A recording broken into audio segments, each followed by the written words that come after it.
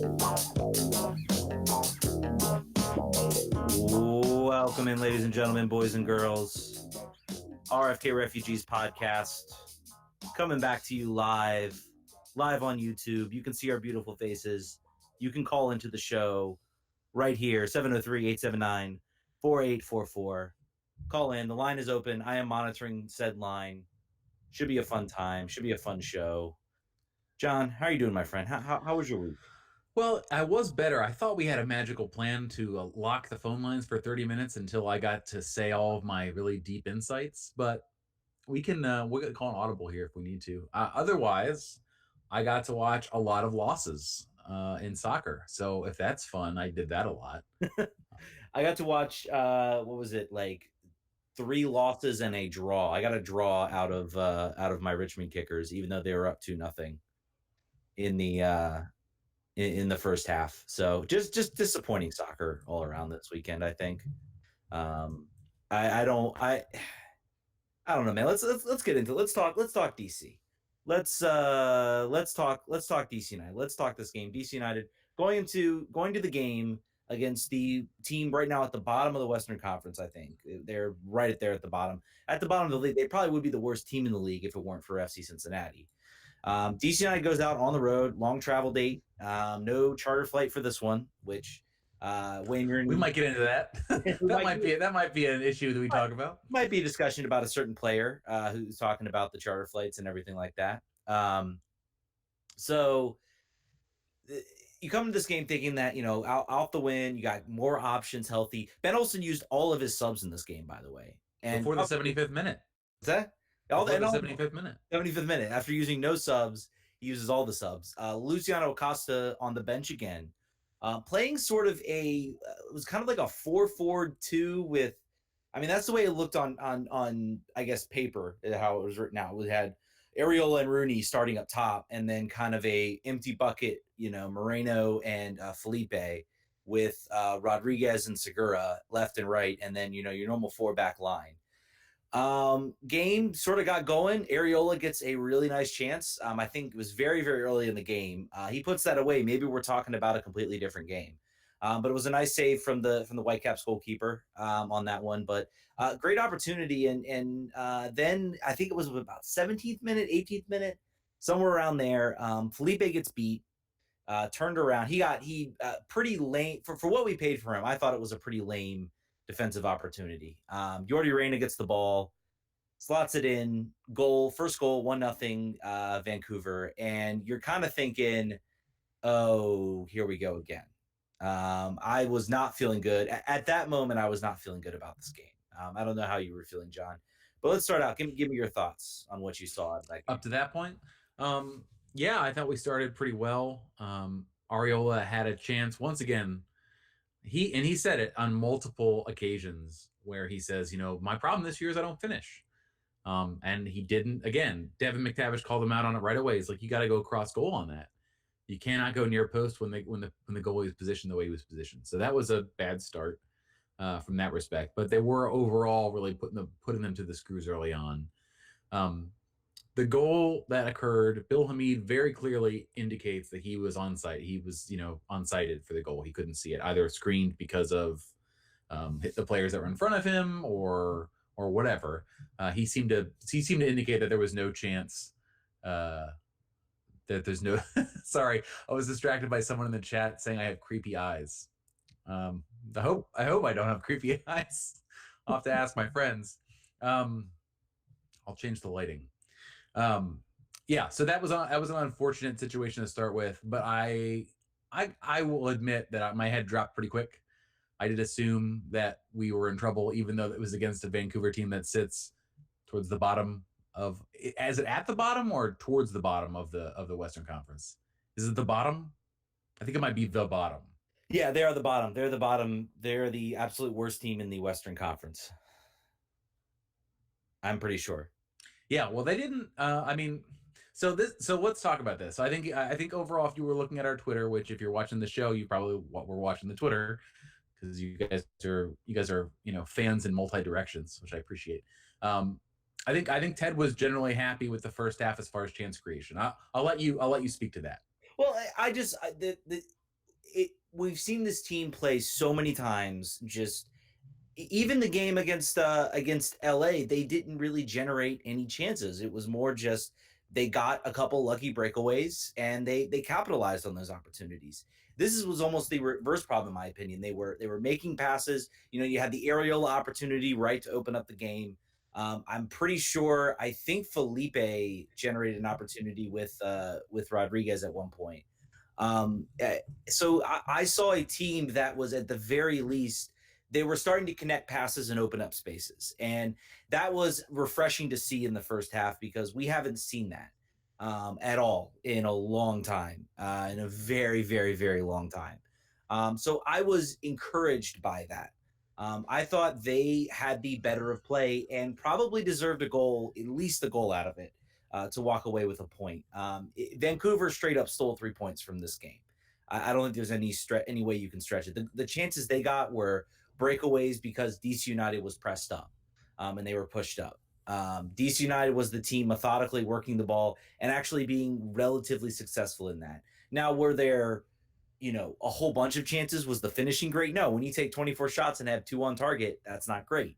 But I was at least encouraged because we've seen this team generate, 3, 4 shots in a half through this rut, and maybe one of those is on target. We've seen them generate maybe 5 shots, maybe a couple are on target.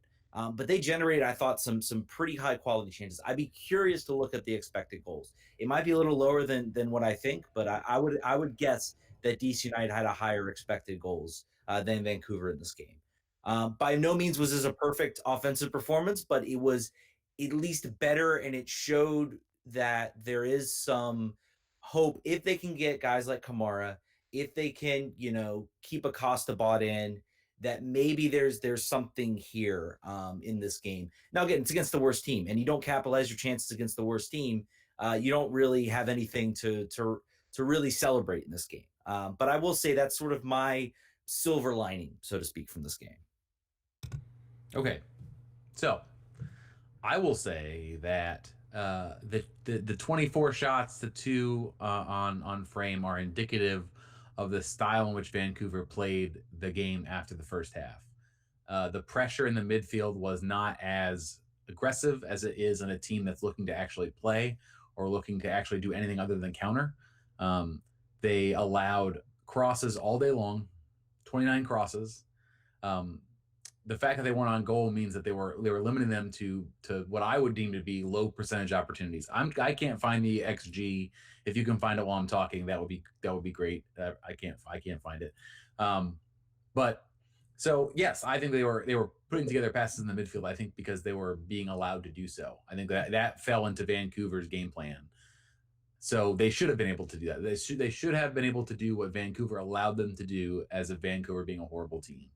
The problem that you find there is in that situation, in a situation where, and even if they hadn't scored, if it was 0-0 and Vancouver was still fine for a draw, they would have had the same problem. They would have been set up the same way. And DC this year in 2018, Rooney and Acosta could break down a bunkered team and they'd score a goal, and that would blow up that game plan. At this point, it doesn't work. We don't have an individual game breaker. If you look at, for instance, to pull a Chelsea analysis from 2018, they knew no matter what the team did, Hazard could create a goal out of nothing, and he would. And the offense revolved around that sort of, freak occurrence, like relying on the freak occurrence versus having a buildup that netted you goals. This team still, I would say, the creative buildup is not consistent. I think it still relies on some moments of magic. And you saw today that this team, as currently constructed, cannot break down a low block, condensed defense of a team that is just playing to just survive. And that's a problem. You got to be able to figure that out, right? Like that's in the playoffs. That's certainly something to think about. But when you're a team that's going to play bad teams away from home or on the road, like that's going to happen. You've got to figure out what you're going to do with it. And they haven't figured it out. And we're 22 games or whatever the hell we are in, more than that probably. I think that's a problem. I don't know if it's a talent problem. I don't know if it's a tactical problem, but it is a challenge, and Vancouver sort of exposed it, in my opinion.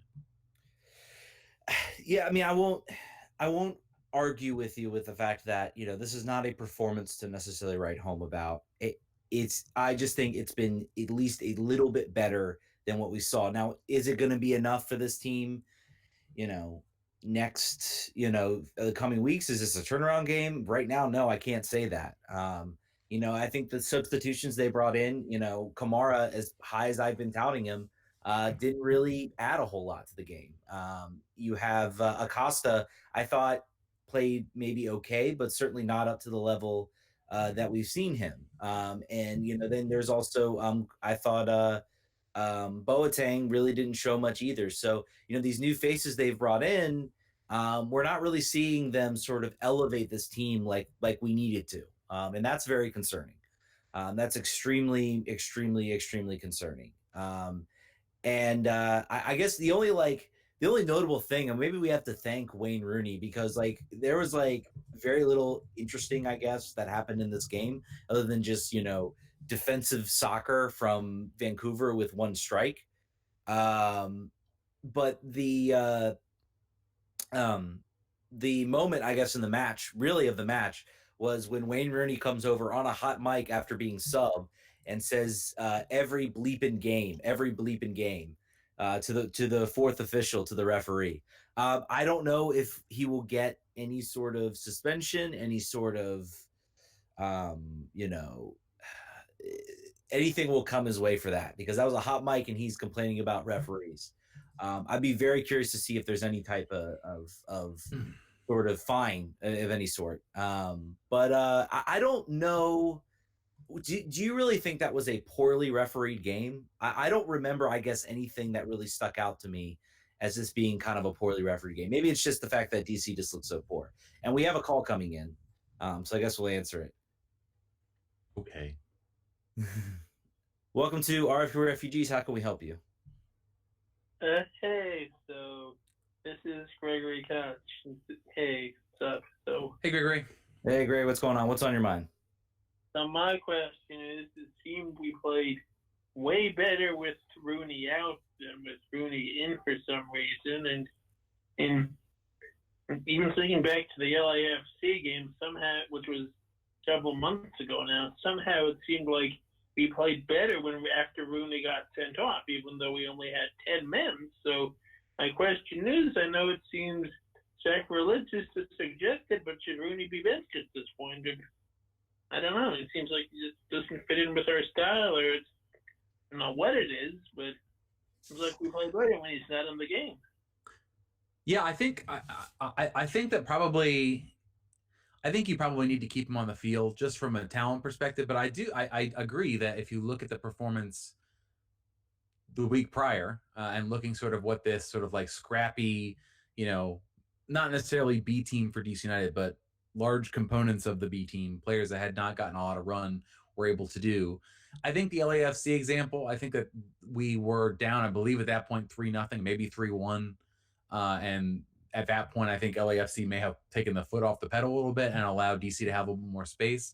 But I think it's really dependent on what the players do around him, what sort of mood he is in. I think that it is, Quincy definitely displayed a different skill set that we may be able to take advantage of. Maybe it's more of a that sort of hold up play, that sort of aggressive making runs in the box, not sort of what Wayne's doing now is he gets the ball above the 18, he makes a pass. He's not trying to run behind people. It's a give and go. It's passing triangles. It's not a traditional speed or a big forward at this point. It's something different. So maybe that we're better suited for that. And maybe when Wayne leaves, I'm not, I haven't seen enough of Ola Kamara recently to figure out what he's going to bring. I think he's more of a Quincy than a Wayne of those two sort of skill sets. Putting aside that Ola scored a lot more goals than Quincy, but I think there's something to that. Maybe that the rest of the talent on this team needs a forward like that. Maybe that's what this team needs to be built around. And I think you talked about the different roles that he's sort of playing.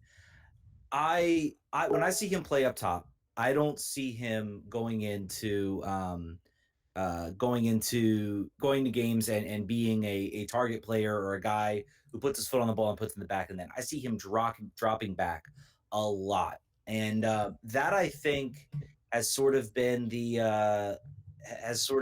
a problem, I think, this season, because you haven't had the attacking power to really support him, or the connections. So he's dropping back a lot. He's having to create a lot of plays, which is why I'm almost wondering, when we get to a certain point where Kamara has enough fitness to start a game, do you maybe see Olsen try to slot Kamara and Rooney sort of up top, and then Kamara can make those runs, make those passes, because that's what he is. He's a goal scorer. He is going to get the ball on his foot and put it in the back of the net. And Rooney is sometimes that, when the opportunity's right, but he's not 100% that. So I'm almost thinking, if you drop him back, then he can kind of be that sort of maestro in the middle, even as a false nine, and sort of direct passes in traffic, like we saw in the All-Star game, which he was very effective at that with players he had never really played with. So I'm thinking that might be the future, this, at least for these last few games. The question is going to be is whether how quickly Kamara can get up to match fitness. I think that's going to determine whether that happens. Yeah, I suppose. Okay. Yeah, thanks for the call, Gray. We're going to open up the lines again, but thanks for your call. We really appreciate it. I think another thing we might see is two forwards, not necessarily with Rooney as a withdrawn forward. We've been so wedded, or Ben has been so wedded to the two defensive midfielders thing. And even in a situation where there was no defensive midfielders left on the roster, they had to find one midweek by trade, and then put a right back in defensive mid. He's obviously not going to get rid of it. But I think in a universe where you do and only play one defensive midfielder, it would be interesting to see what kind of a relationship he can get with another dedicated forward up there. I still think Rooney would be the pivot point, but then there'd be someone else that's there for crosses, for instance. If you have the current situation where you have Acosta as the withdrawn forward in some capacities, although he wins headers, he won one against Montreal and almost scored a header. So he won one in this game. He was against Vancouver also. He was left wide open. So yeah, I mean, they apparently did not see the Orlando goal and see that he has mad ups. I don't know what to tell him, but I think that's something that would be exciting. We won't do it, for all of Benny's strengths and weaknesses. Tactically, I think the two defensive midfielder thing is the thing that will not, that's gonna go. That will be until the day he dies. That's in there. Well, and I'm not really suggesting that that's the route that Ben Olsen goes. What I'm more suggesting is you're sort of going to change up a little bit about how DC United play. Well, really, where Rooney is occupying Acosta's role, which puts him a little bit further back, where he's going to be allowed to make passes. Now you're going to have the wing players, either Rodriguez or Areola, or Rodriguez and Segura, or Areola and Segura. You're going to have those players certainly get involved a lot more if you switch to that type of formation. But that's more what I'm thinking is going to happen. And I think that was what we saw with him playing sort of Areola in that sort of creative role, was sort of priming everything for when Kamara is up to fitness. So that's be something I guess I'll be looking for on Wednesday. Whether I don't think Kamara is probably going to start. He might, Olsen might be looking to rest some legs, with a Wednesday sort of midweek game. But I'm going to go ahead and say probably we're going to see either something similar to what we saw, or possibly Acosta starting. And we have another call coming in, so we will pause that and we will get right into that. Hello, welcome to RFU Refugees. How can we help you? Ooh. And they're gone. So it was a Honolulu car dealership. Yeah, it might have been a Honolulu car dealership, which apparently our number got associated with that.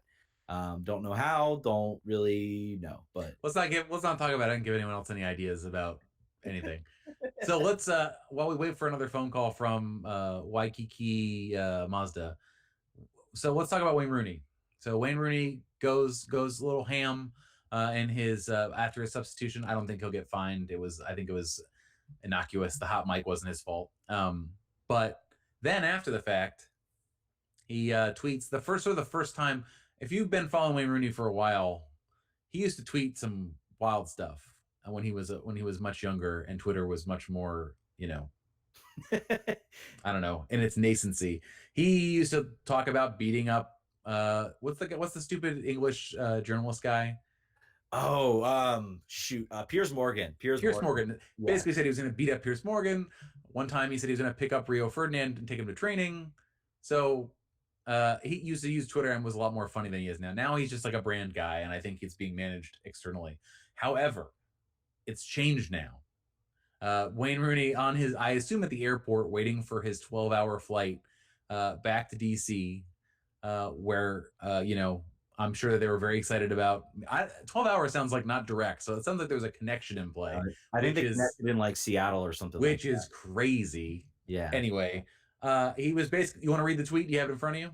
I do not have it in front of me. Sorry, I'm trying to get more people into the show because we're having very quiet chat night. I'm seeing like maybe 3 or 4 people in this chat. Don't yell at them. So I'm just saying we need some more. I'm not yelling at people. I'm inspiring people to get involved in the show. By yelling at them. Wayne Rooney said, I am inspiring them.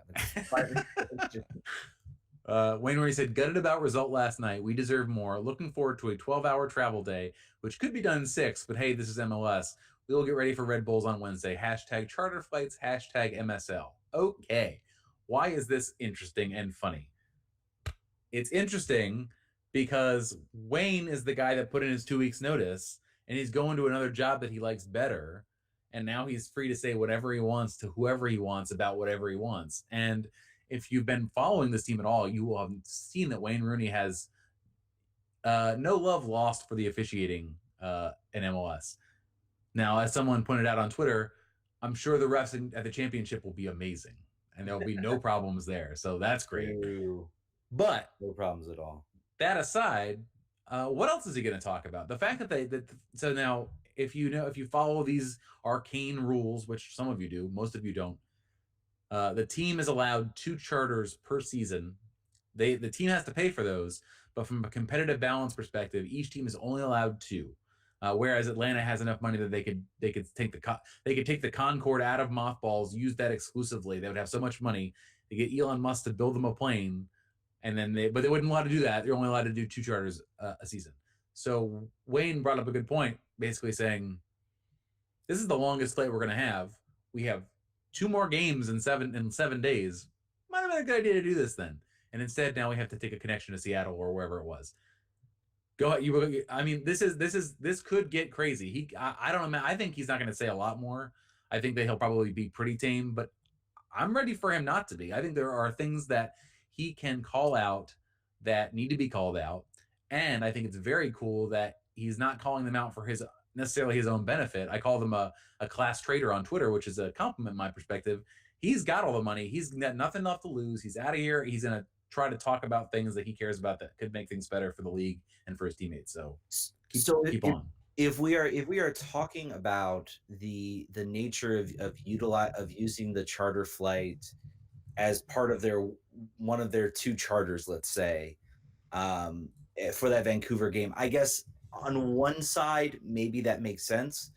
I don't know whether maybe you hold on to something like that for, say, when this team gets to the playoffs, because the playoffs is going to be an absolutely condensed run. It's going to be absolutely a shot. Even if DC gets a home game, they're going to be probably looking at traveling if they make it further in the rounds. So my argument would be the playoffs are what's important. The playoffs are what really matters. Why not save maybe those charters for those playoff games? That would be sort of the only argument, I guess, against using that. One of the 2 charter flights they could use. Now, if we're talking from a overall perspective, should MLS teams have charter flights? 100% yes. It's time for the league to grow up, and this is going to be, I think, one of the talking point. I am fully predicting that next season there will be some form of work stoppage in Major League Soccer. I think the players are fed up with the traveling situation. I think the players are fed up with somehow some owners are willing to. I don't know if DC falls in that category. Some days I think they probably are. Some days I don't think they are. I don't know if DC falls into the cheap ownership category. I'm certain the Crafts do. I'm certain, the Minnesota owners do. Possibly even the Orlando owners do. But I think the players are fed up. They've had enough. They're already making sort of plans to house players who might not be able to afford being without work or to pay them some sort of income to get them by. I think we are heading for a work stoppage in Major League Soccer. And I think will it, kill the momentum that the league has or the league is growing? Who cares? Yeah, at this point, soccer, I think the players can feel comfortable that there will be a league for them coming up. And every single league has sort of had this sort of moment, I guess, where there's a huge strike. The NFL's had it, the MLB's had it, the NHL's have it. I think we're well past MLS having it. So we'll see. It's going to be a interesting and awful because CBA negotiations are always, anytime you have a collective bargaining agreement with a union and a players union, it's always awful because it takes up all the soccer news cycle, and it's very, I don't know what's the word for it, but it's just very like depressing because you're thinking you might not have a season. So yeah. Yeah, I think the difference too, they have to realize their power here. The difference between NFL, MLB, NBA to a lesser extent, but those two major, where else are you going to go? Yeah. You could go play in Asia and baseball. You could go play in South America potentially, but there aren't opportunities there now. The broad majority of MLS would not get a comparable paycheck in another league should the league shut down. Some of them will. I would say 25 to 30% would follow the Rod Daichenko route and go play for Sriracha FC in Vietnam. I think that's actually a team. I don't think I'm being racist. I'm pretty sure that exists. Here's what I'm imagining. I'm imagining Rocco Camiso and the guy that owns Miami FC, like literally going out and saying, "Come play for us if the work stoppage ends, but come on and play for the New York Cosmos in the MPSL Pro or whatever division." Or like Rocco Camiso and the guy, I can't remember the guy who owns the Miami FC team. Like they might just like prop up a bunch of like teams and just throw a bunch of money at it to see if they can just like completely say. I wouldn't put it past them. I mean, it sounds crazy, but I would not put it past them. Yeah, I don't care. I'm down. Anything can happen. I don't care. There was a time I think I was such a big nerd. Like a few years ago, I was an MLS fan. I was like, I really want the league to do well, and I really care about. I don't care anymore. I care about DC United and the players on it. And if a work stoppage were to happen, okay, there's other soccer to watch. It'll get sorted out eventually, and players need to get theirs. I think it's quite obvious. Particularly, there's charters are a no-brainer. Bringing up the minimum salary is a no-brainer to me. Adding potentially on teams that want to spend more, open that up, make it more exciting to bring in more of those players. Would DC be put at a competitive disadvantage having maybe doing that? Maybe, but then that's where you say, all right, well then we need to get better ownership. I mean, you gotta get better guns, and an arms race, you gotta get better guns. So that's how I feel about it. Yeah, and I would sort of agree with you 100%. I think we all kind of thought the league was still young, and I think the owners kind of use that, oh, we're still growing and something like that. I mean, the purses are opened up with a lot of these owners. A lot of these owners are spending millions and millions of dollars. The GAM and TAM negotiations are going in and out. And the GAM and TAM trades are out there now. We know how much money roughly is flowing in between this league. So it's all there. So I personally think that yes, and we have another caller, so I'm gonna jump right in, get another caller on the show. 571, welcome to RF Refugees. How can we help you? Hey, my name's Matt, and I'm calling to talk some Washington Spirit. Okay, Matt, jump right in, my friend. Matt and I went to the Spirit game earlier this year. Matt is a friend of mine. Full disclosure. Go ahead, Matt. Talk it up, man. So tell me about how the Spirit tell me about the Spirit slide that they're experiencing ever since I started paying attention to them. They're experiencing a huge slide right now. They started 4-1-1. They're down to 6-7-3. They've got 3 must-win games coming up against Utah, Orlando, and they play Orlando twice in a row. Orlando's last in the league, and Utah's lost 2 in a row. But they're 6 out from a playoff spot, and after those 3 games, it starts to get tough. So we'll see what they can do. They lost Orlando already this year, right? I believe they did. One of the first post-World Cup games, they came down and lost. Yeah, it was 4-3 in Florida. So one of the games is going to be at Audi, and then they play the next week in Orlando. But Orlando's very underperforming this year. That has to be 6 points right there. Yeah, and 6 points puts them tied with Utah. They do also have a game in hand, assuming Utah doesn't win any more games. But who knows what happens there. I guess what's sort of been the reason? I think I remember I was watching a broadcast and it's like, well, you haven't had Mallory Pugh and Rose Lavelle sort of on this team playing consistently. Has that been it, or has there been other sort of reasons, I guess, for this sort of slide or malaise with the team? I would say other reasons. Lavelle did start last game, fused out with a hip. The back line is usually 3 out of 4 rookies. 3 out of 4 on the line are rookies, sometimes all 4. They had a midfielder in the back line because the injuries last game. But I think the Spirit's problem is the problem they have every year is they can run at defenders well, but they don't have someone that can go into the box, play with their back to goal, and mix it up in the box. All they can do is run, and they can finish. But if teams want to take that away, they're not going to score goals, and that's been showing the last couple games. The defense is fine. I mean, 1-0 loss, 1-0 loss. And well, the last Portland game was 3-1, but that usually happens to everyone that goes to Portland. Right. Yeah, the Portland game seems sort of like a fait accompli there when we saw that when we knew they were going there. Andy Sullivan's goal was nasty and certainly got a lot of attention. I think that was cool. Can you talk about? Yeah, probably it should be. And if this was MLS, that whatever team was in Orlando would get all the votes, or whoever, no, whatever team is not in DC that has people that aren't stuffing ballots. But did you? I heard a lot of complaining about officiating for the Portland game. Do you think those were? Did you happen to watch the game? And if you did, were those complaints legitimate?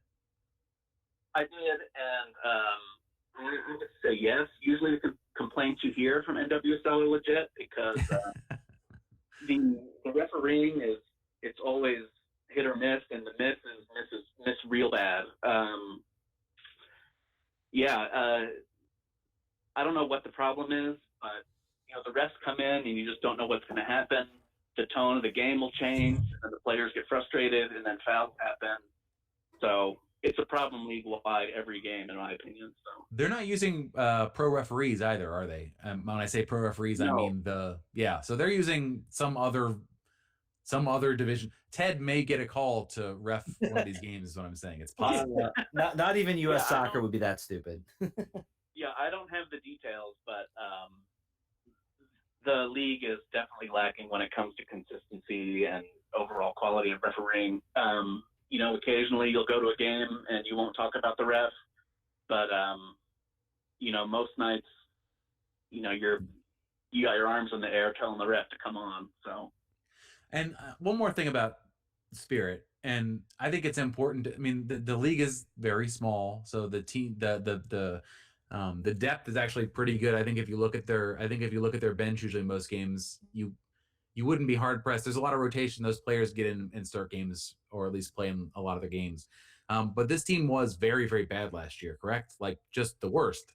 So the fact that they overperformed at the beginning of this year, but then, I think that over time when all the stars came back, this is maybe where this team actually is. I think we may be finding what our actual level is this season before this team needs to maybe make some additions, whereas these other teams are just able to start just seemingly illegally loaded lineups. They need I would say definitely a reliable goal scorer. They've got holding mid. I like the back line. I don't know about any other complaints. It's a lot of rookies. I think we're watching them fizzle out this year, and I think that's going to continue. Chicago's really hot. We have to play them, and next year with the year of experience under the belt, like Staub and DiBiase and them, I think they should be competing a little later on in the season next year. 11,000 for the Audi Field game coming up so far. They're also doing a very cool promotion where if you go to the game on Wednesday night, they'll give you a free general admission ticket for the Spirit game on Saturday. Yeah, Saturday. So make it out if you haven't already. That's if there's any reason to do it that you haven't been motivated to do it before, getting a free ticket for the game at Audi Field is probably a good one. So make it out. Go say hi to Matt. He's somewhere in the front row. You can wave at him. And you'll get to see some good soccer, and you get to see some World Cup legends out there too. So fun game for sure. Yep. I wish. Thanks for taking my call, guys. Yeah, absolutely. Yeah, Matt. Thank you. Yep. Anytime. Yeah. I really hope at some point the Washington Spirit are able to figure out a way to move into Audi Field or to get somewhere into that stadium on a regular basis. And I think they will. I think they will. I hope the same for Sky Blue. Sky Blue just played a game, I think, at Red Bull Arena, and apparently it was a great crowd and a great atmosphere there. So 9,000 people, 9,500 people. Yeah, I think that we're two game sample size against good opponents. The good thing about NWSL is that the league is so small, almost all of the teams are good opponents. There's very few teams where you wouldn't have a star to sell against, which is why the league is designed the way it is, and the way they move talent around is for that purpose. But 11,000, I think we're probably going to see a walk-up crowd a little bit there. If you can get up to 13,000, that's great. If you could, 13,000's high, and there's going to be 2 games, probably 13,000 there. If you could settle down to 8 or 9,000 average in Audi Field and only opened up the side that was behind the goal for the Spirit Squadron and anybody else that wanted a general admission seat, and then the side that faces the cameras are facing, I think you got a pretty good setup. I don't know how much it costs. And I know, for instance, Matt just called. He would not go to those games. It's a lot actually easier for him to go to the games in Boyd's, but that is not most people. They have a fan base that's based out of that, but I think the larger fan base that might come out is probably closer to Audi Field. And they do get a good crowd at those games. I've been out there to Boyd's. It's a heck of a trek to get out there. And the Spirit, Tim is right. The Spirit do play in Richmond. I think they played a preseason game at Richmond, which I unfortunately could not make. But I think they lost. Also, yeah. I think they lost to whoever they were playing. Yeah, correct. So, I mean, I think they do a good job, and I'd be very curious to see if they do Richmond again, next season, and they have Rose Lavelle, Mallory Pugh, some of those players out there. Because I'm not sure Rose Lavelle, Mallory Pugh was certainly big, but Rose Lavelle has sort of elevated the Spirit, I think, after her World Cup performance. But I agree with Matt. I think definitely this is a season where the future is bright. They're going to run up right with the Olympics, but the Olympics is a little bit smaller tournament. So I don't think you're going to have quite, and there's not going to be, I'm not sure there's going to be like the huge Olympic victory tour like there is for the World Cup victory tour. So hopefully this team can be together and be consistent. And maybe we'll see, and U.S. Soccer respect NWSL a little bit more with that, because that's been a very big frustration, I think. And I guess what I saw in the Sky Blue game was very encouraging. What I'm seeing in the Spirit game that's going to be at Audi Field is very encouraging, because we're a good month after the World Cup, and what we have seen kind of with these sort of World Cup bumps, so to speak, for NWSL is that they die very quickly. It's like there's a first couple games, everything's great, and then suddenly it's just like bloop, suddenly they're down. Yes, and Matt, I did say preseason game for Richmond. It was not a full regular season game, so it was between the Courage, I think, and the Washington Spirit. So I'm hopeful that they keep pushing these games out here into these stadiums, and hopefully we start to see this league grow, and most importantly, be here next year. So I think that's the important thing.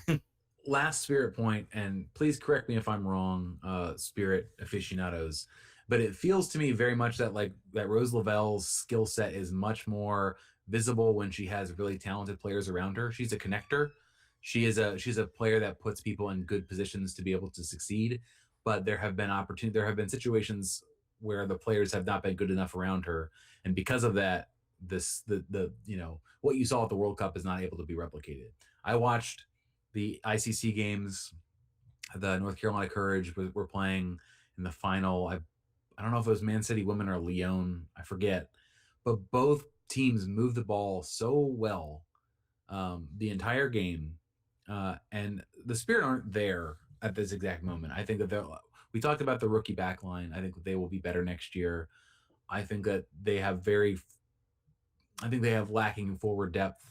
I think that Mallory Pugh is another. These are all pieces. Mallory Pugh is a good piece that requires a great finisher at the end for crosses and at the end of sort of her 1-2 plays. And Rose Lavelle needs other midfielders that are making overlapping runs, other players around them to finish. They're chance creators, but there's no chance finishers. And I think Matt was alluding to that. And I hope they remedy that next year. And so they can actually compete, because I feel like the top class of this league it's not close. I feel like North Carolina is playing on cheat codes, because their team is outstanding, top to bottom. Yeah, agree. And I think this is a team for next season. I think we still kind of knew that going into this year. The team, of course, made that run to the championship and things got blown up. I hope that doesn't happen. I guess my biggest worry is, just how quickly things changed. Like we all thought after, I mean, I thought after the Spirit, I think it was Spirit Western New York Flash, I think in the final. That one year they actually made a really big run. I think I thought, well, hey, we're coming back next year. We're going to be better than ever. And then, boop, Crystal Dunn's gone. Ali Krieger was gone. Ashlyn Harris was gone. And suddenly it was like the team was starting over. And now we're starting to see that build, start to come in with Mallory Pugh, Rose Lavelle, Shayna Williams, players like that. And my hope is that it doesn't suddenly, then all those players either want to leave or want to move on or want to go somewhere else, that all that kind of just goes away. It's going to happen again. The expansion that is coming will do the same thing. That's the problem with a 9-team league where all these teams are really pretty stacked. That's going to happen. So we just got to prepare. And also, other than, I think Tori Huster, or I think it's Huster, on Spirit, has played her entire career with that team. That is unheard of in this league and the predecessor. There's no player movement is just constant. So I think it's just one of those things you just gotta deal with this league. And an interesting story coming out, speaking of expansion, is that Louisville apparently is the leading expansion candidate for the NWSL, which I think is fantastic. And I hope right size stadium, right size market. Yeah, and I think obviously I want, this isn't us saying, oh, they should, focus on smaller markets, but I think this is very much what MLS did when they were sort of starting out expansion. They, were struggling finding teams. So Salt Lake wants to come in. They're not necessarily a big market, but it's an area where there's not a lot of competition that you can sort of get a foothold and grow. And I think that may be what NWSL does. Obviously, I hope the LAFC owners step up and put a team in LA. I think that would be pretty much for me. I think that would be a really important thing to happen. Is to have that team in LA, and certainly LAFC has the ability to do so. They've got like 30 different owners. I think you can, pull through a couple of them away to go focus on building that team. Also, Mia Hamm being one of the owners as well. I think it should happen. So this isn't me saying I don't think any of the other should be big markets. I'm just saying it's nice to hear about sort of smaller markets that maybe can sort of get the league on sort of a solid footing. So you're not having teams, fold and leave, like has been happening. The West New York Flash won the championship, and then the team literally said, "Oh, we're going to Utah the next year." I think it was. FC Kansas City, despite having great support for Sporting Kansas City, wouldn't show up for their games, and they moved. So yeah, that's the cautionary tale. I think I wouldn't call Kansas City a small market, but it's not a large market either. It's a medium-sized market. Correct. So Louisville's smaller than Kansas City. I think that if you were to ask them now, they would regret the lack of support that they showed that team and wish they were back. So, and it might be a situation where they come back. They might get a team. We've seen that happen with teams fall away. Everybody's like, "Oh darn, really wish we still had that," and then they come back and things. Boston Breakers, another one like that as well. Yeah, exactly. So it just needs the right ownership, the right commitment. The marketing, the willing to get out there to be a part of the community. And I think the Spirit have done a really good job with that. They've done a really good job of sort of, ingraining themselves in that Boyd's Mainland area and bring people out to watch their games. So that they've had a really good success there. So I can see why they don't want to leave necessarily for Audi Field, but I think it's something that I kind of hope happens because it means that the sport is growing, that they've sort of outgrown. They've outgrown the Maryland Soccerplex. Boyd's. I got some chat questions over here that we should probably get to. Who should we get to replace Rooney? Which is a good question. I think that there have been some names that have come up. I would also say we already have the replacement for Wayne Rooney, and his name's Ola Kamara, or we have the Ben Olsen. Quit. Yes. Get the F out of here, Ben Olsen. With that malarkey. Daniel Sturridge was one potential candidate. Apparently, he has offers from 12 teams. I think he's landed in Turkey. I think that's where he ended up. I think in Trabzonspor. Mesut Ozil, who still is not in the 18 at Arsenal, still dealing with. If you haven't been following that wild story, him and Said Kolasinac were carjacked by dudes on motorcycles with knives, and Said fought the bikers off barehanded, and the guys on motorcycles ran away. I believe, or there was a chase that ensued. Anyway, the downside with keeping it real and fighting the guys with knives, other than it being very cool at the moment, unfortunately, these guys were ganged up, and they did not take it lightly that the video of this got sort of put up. Gangs don't really like to be looked at as, being wusses or whatever. And unfortunately, those two players have not been able to. Kolasinac, I believe, was in the 18 this weekend, but his wife moved back to Germany. She's like, I'm not dealing with this. There were people outside of Mesut Ozil's house that they arrested. So just like all the players in Argentina that run away from either crazy fans or teams not paying their players, MLS stands at the ready for the checks that always cash, and the fans that care, but they don't care that much. They're not that mad. So Mesut Ozil, does that move make sense to you? I would personally say it doesn't make a whole bunch of sense from the way the team is crafted and the way that the players around him, just how his career has sort of, I don't want to say declined, but plateaued. Declined is maybe fair. From his time at Real Madrid to Arsenal, he's not a two-way player at all. That's like the most understating of fact ever, that he's not a two-way player. He does not defense, and he does not always get up for games. And when you pay a player, he's one of the highest paid players in the world, I believe, top 10. So he won't be getting that at DC, but he'll blow up the wage structure pretty well.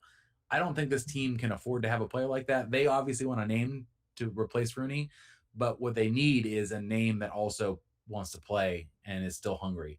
So I think that Ben alluded to, maybe we sign somebody in South America. We sign another young and up-and-coming player.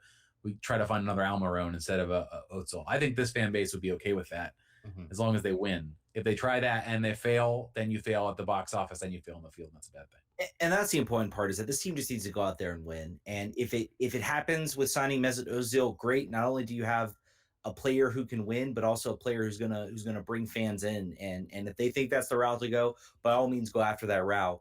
But don't have that be your primary objective, to get another player of Wayne Rooney, Mesut Ozil, if you do not think he will fit in. Because there were a lot of people who doubted when Wayne. Remember when we were signing him? We were all like, I mean, it's kind of crazy to think about a little bit, but you and me were like, yeah, great, let's do it. We need something. And everybody else was like, you had Sebi Salazar being like, oh, I don't like this move. There's no way he's going to work out. Look at how bad he is. And a lot of other people were like, look how bad he is in England. No way it's going to work out. He's not a 90-minute player. He came in, he showed up, he played well. And that is why we are in the situation we are in, with how well he played and how well he showed up, in this game for this team, and why we're talking about him right now as being such a huge loss. If he came in and stunk it up, you can best believe that we would not be talking. We'd be talking about him just like we're talking about, we talk about Frank Lampard, and how he just didn't, or Steven Gerrard. As much as I love Steven Gerrard for Liverpool, he was absolutely terrible and did not have a good attitude coming into MLS. So that's what you need. You need a player who's not just going to be a big name, but who's going to show up and win you games, because you can get away with having a bad sort of European star player, but if you only do it for maybe a couple games, and then people aren't even going to show up to see that, because, oh God, it's like watching like an aging star just kind of like not play well, and it's terrible to watch. So that's my biggest thing, is if they think Mesut Ozil can be a good player, go get him by all means. I will buy a Mesut Ozil jersey as my next jersey if you go and make that move. I would love that move.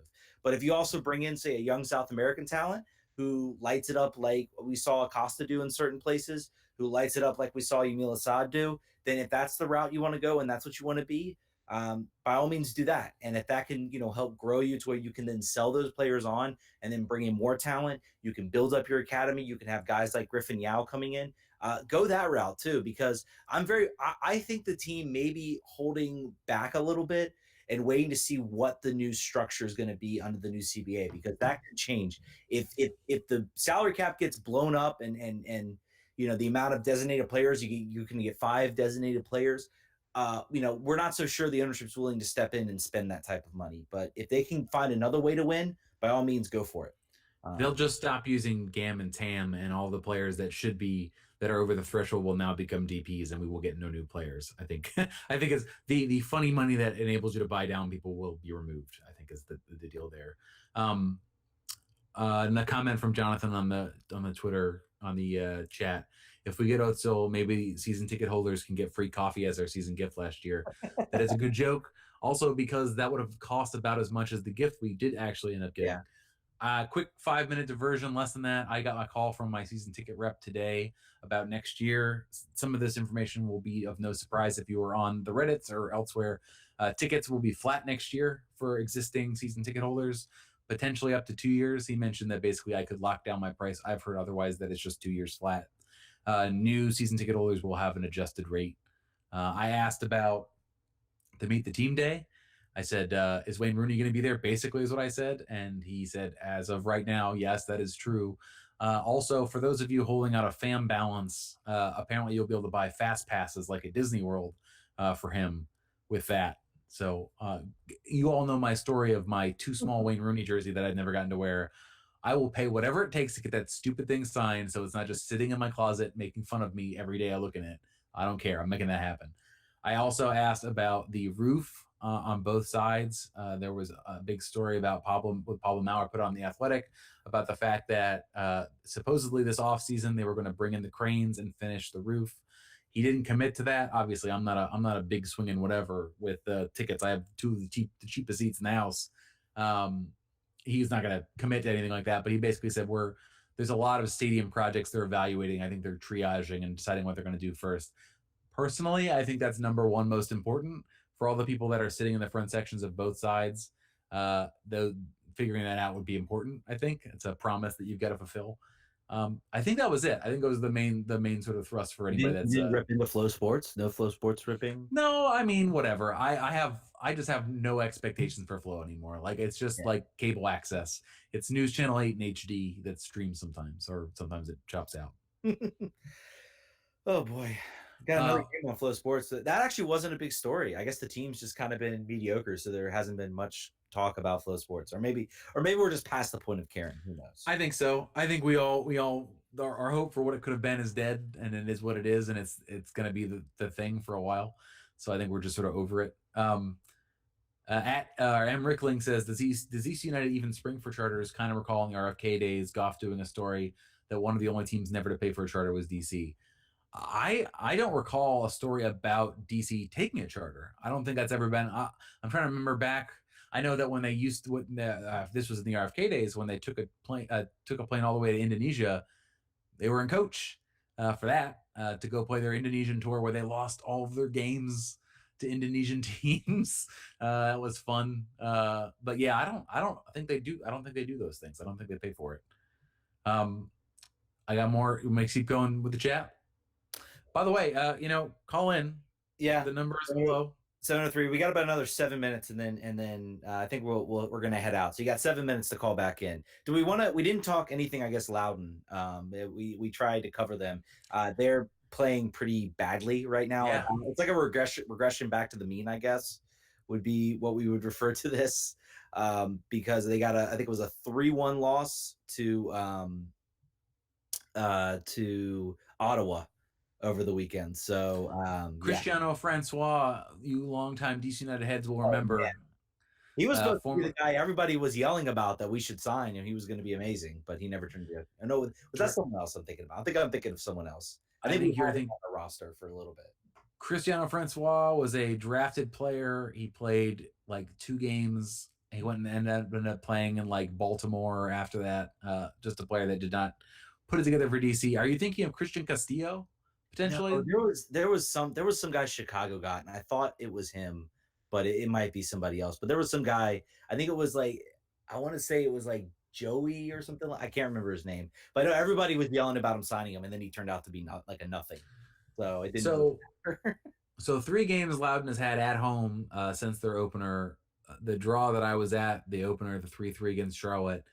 The 2-1 loss against the Battery on Wednesday, and the 3-1 loss at Ottawa. The defense has been bad all year. They tried to put Donovan Pines in there this last weekend. He started off horribly. horribly for the first 20 minutes. He looked like a guy who hasn't played a lot lately, who forgot how to play in a 4-back system. It was rough. He got better. He did not look as good as he looked earlier in the year for Loudon or in the early parts of his DC tenure. The thing you got to expect with rookies is they're going to have uneven seasons. They're going to have dips, just sort of grinding out and trying to make it through. Griffin Yao has not looked as good to me since he's come back from his time with DC. With Loudon, he is much more inclined to try. He's developing a pattern where he comes down the left side and pushes towards the middle with his right foot to shoot. And defenders have got the book on him already. So he's going to have to figure out a left foot situation to make himself more dangerous in the attack. The defense has to get better. I mean, I guess it doesn't have to get better. It doesn't really, they're going to just try to maybe score more goals. But if this team wants to compete next year, they're going to have to spend some more money on defense, or they're going to draft entirely from, although they already drafted Akeem Ward this year and let him go. So maybe we'll have to spend some money outside of the draft to reinforce that defense, because it's rough. Yeah. So I mean, this is always going to be a project. I think it was kind of neat. We were thinking like 3 weeks ago, like, oh, this team might make a run to the playoffs. Maybe they're starting to put it together. And now it's like, oh, well, that's not going to happen. All the teams, playoff for like my lower division teams, Loudon United and Richmond, were basically dashed today. Any hope of that happening was pretty much gone. So it is what it is, but hopefully we'll see Loudon kind of build and grow, and Ryan Martin there as coach. I want to see, I would love for them, like, as soon as they're eliminated from the playoffs, just play as many academy guys as you possibly can. Just throw them all out there. They're pretty much doing that now. Yeah. It's not that far off. I think they've made him, Ted Kudipietro is the one guy who's only gotten a few minutes that I would have liked to see. I don't think he was up to the level yet. He killed it in the Dallas Cup, and I was very excited to see him. And then I think he's just maybe not ready yet.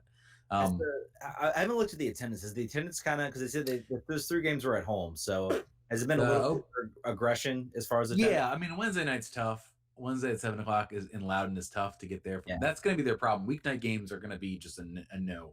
They should try to kill as many as possible, because they're just not going to get anybody. Right. The Saturday game, also, I think people have already figured out that one side has sun and one side does not. That side that has sun, unfortunately, is the side the cameras point at, and then the other side is all the side everybody sits on. So that's the one downside. And it's all general admission, right? It's not all like.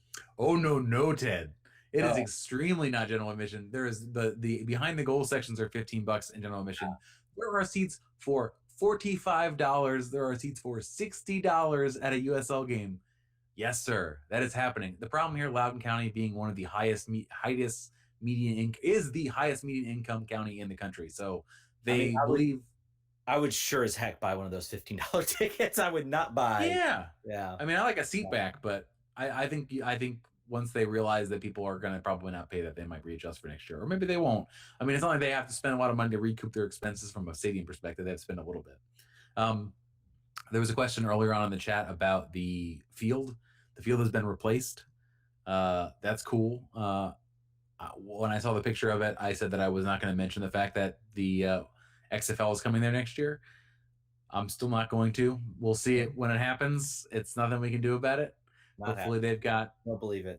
I'm not going to talk about it. Yeah, it didn't happen. Any other questions in the chat? No, just a lot of comments. I like that you guys are all talking to each other in the chat. You're making your own little community. That's very nice. Someone's saying they're not buying kicker season tickets. When they move down to League One, and I have opinions on that, but I will keep them to myself because this is not a Richmond Kickers podcast. But in my opinion, what happened to that Tormenta FC guy that's in the ICU? Did you happen to catch that? I did not catch that. I missed that. League One aficionado. Apparently, I only know that because I follow the Kickers, and I follow. There's only like 3 teams. I've got to follow there. Spirit. I've got to follow Loudon. I've got to follow. I've got to follow DC United. I got a lot of things I got to do, and I follow the Kickers as well. And I think someone's yelling. We did not answer a question. And I think the question is, would you? It's about eating mascots and whatnot, and fight teams of actual Red Bulls. We're gonna leave those for the chat to tackle. But the only reason I know about the Tormenta thing was Shinya Kadano posted about it, and I was curious. He's still in the ICU multiple days after the fact, so hopefully he is okay. Yeah. Yeah, so we didn't preview games at all, but that's because we didn't have any guests to really talk about it at this point. We're playing. That's my job, and I did not follow I through don't. with the job. It's okay. It doesn't matter. We're playing New York on Wednesday. I'll be there. We're playing Philadelphia on Saturday. I will not be there because it's in Philadelphia. The buses are filled. We should have a good host of District Ultras have sold out their bus. I think Barra might have sold out their bus. Yeah, I'm and not sure. the games in Philly are always fun. I've gone to those a couple times, and they're always fun games to go to. It's not a great place in that they play, but the stadium's nice. That is so. But that's go to the bus. Well, I guess the bus is sold out, but drive there if you can. Drive behind the bus. Follow the bus. Yes. Go to the game on Wednesday too. For some reason, we're playing like our biggest rival on a Wednesday. I'm very angry about that because like that's like always a game I circle on my calendar, and I saw it was on a Wednesday, and I'm like, well, can go to that game, I guess. And I've already on Wednesdays though. Been to 2 more games than I usually do too. So we win on Wednesday. Kyle Sheldon framed. We win on Wednesdays, so we have to do that. Let's do some predictions to close out the show here, since we didn't get any more calls. New York Red Bull game on Wednesday. They have had a bit of an up and down last few games, similar to us. Drawed against New England last weekend. This game is high noon, I think, for DC. Oh yeah, man. If they can't get it together in this game and come out with 3 points in at least a semi-convincing fashion against a tough team, then I think this team is on its way as far as on the way down. If they can, this is sort of the absolute junction point if you want to talk about any hopes of this team having a home game. The last team that's really competing for that home spot with them is going to be the New York Red Bulls. So these 2 games coming up, the one at home and the one on the road, 4 points minimum I think you need out of these games, a win and a draw in order to get this game. And the home game is your best chance to get a win, hopefully with a better field to play on. Yeah, you're right. This is top 4 showdown here. Yeah. Then we're talking about just eking in, and then I mean maybe that's what this team is at this point. But we will put that to rest. I think we'll put the top 4 to rest. Atlanta's change is hilarious, and we should all learn a lesson from this. In that, when a good team starts poorly, it's not that they're bad; it's that they started poorly, and that does not mean that they're going to suck forever. Like the entire internet was saying. They remember where their keys were, and they got in their car and they drove away and they got good. So in the future, let's calm down a little bit about that. Well, mostly what's been interesting was what I've sort of as I've listened is that Frank DeBoer went into the team and started having this team sort of play defensively and start to really build that structure. So that's why they played really boring. And now he's starting to integrate the attack a little bit more. So it's been very much like a process where he went in and said, all right, I'm going to start over everything. People just kind of assumed he would come in and just, do what Tata did. Like he would really be a figurehead. And he said, no, I'm going to make this team in my own image. I don't have relegation to worry about. And that's what I'm going to do. And to his credit, it's been successful. Or it's the DeBoer Out Twitter account that has been the reason for the turnaround. He did it. Who knows? It manifested positive by being insanely negative. No one is sure whether it's a real account or a fake account. I think we're all depending on the fake, but it's for a while there, man. I don't know. Week one, I was certain it was real. I was like, haha, Atlanta's the worst. But he trolled us all the way from week 1. He did a good job. Hats off to him. Yeah, seriously. The rare ironic Twitter account that I appreciate. I was appreciative. So let's make our predictions for these games. So Red Bull on Wednesday, I'm gonna go with a 2-2 draw. And I think that I would not have to do goal scorers. Let's just say 2-2 draw. I think that this team is will come out much more aggressively than they did in Vancouver. They're at home. They know this is a must-win game against a rivalry, but I think that the defense is starting to show a little more creakiness, and New York is playing for the same sort of purpose at this point in the year. What do you think? I think a 2-1 win is what I'm going with. I think this is the last time I might be positive about a game because for DC, but I think this is a must win for them. This is a chance to come home, turn around the season, and I think they can do it. I'm going to go with Kamara with both goals. I think he gets his foot on the end. Same lineup. I don't know what the lineup's going to be, to be honest. I don't know if he'll try to rotate some guys. I don't know if Kamara gets the start. I think Kamara is probably going to be a second half sub, depending on how the game is going. I think Acosta starts this game. Yep. I think you can justify and you can sort of send the message that, yes, this has all been about rotation. This has all been about, setting the lineup. I think Acosta, if he doesn't get the start, then I don't think we're going to see Acosta start a single game coming up. I think that's it for him. That's it for him. Canals also apparently back in training. Yes, good to see. Very not ready to go probably, but at least getting there, and that's needed. Very needed. Very, very much needed. For the Philly game, I'm going a 1-1 draw. I'm going to think we get a point out of this game. So we need to win that one too, probably after the Vancouver game, especially if we're not winning that Vancouver game. Not even get a point out of that Vancouver game. My opinion necessitates a win, not only against Red Bull, but against Philly as well. I think DC shows a little bit better in that game though, and I think they managed to get a point out of that. What do you have for that game? I got a 2-1 win there. I think that after they just got embarrassed in their own house, I'm hoping they have a little bit of fire for both of these games, like you said, but particularly Philadelphia, who made them look just absolutely ridiculous, and was the worst game of the year. So let's hopefully. I would hope that maybe at Audi Field, period. Like that was just awful. Yep. It snapped my like unbeaten run at Audi Field. I was hoping to extend that for a little bit longer, but yeah. All right.